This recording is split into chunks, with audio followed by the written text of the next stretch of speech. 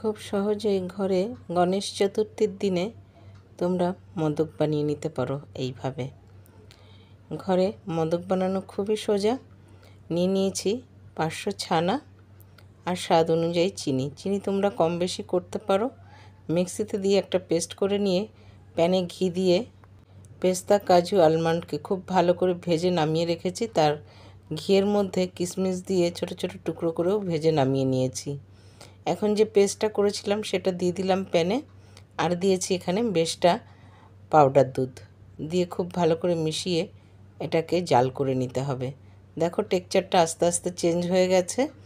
এখন ড্রাই ফ্রুটগুলোকে আমি দিয়ে দিলাম, আর দুধের মধ্যে কিছুটা কেশর মিশিয়ে রেখেছিলাম সেটাও দিয়ে দিলাম।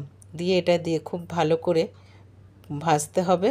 দেখো একদম শুকিয়ে নিয়েছি, প্যান থেকে কিন্তু ছেড়ে দিয়েছে। একটু ধৈর্য ধরে সময় সাপেক্ষ করে এটাকে খুব ভালো করে ভেজে নিতে হবে। প্যান থেকে যখন একদম এরকমভাবে ছেড়ে দেবে তখন গ্যাস বন্ধ করে হাতে সামান্য ঘি লাগিয়ে নিতে হবে।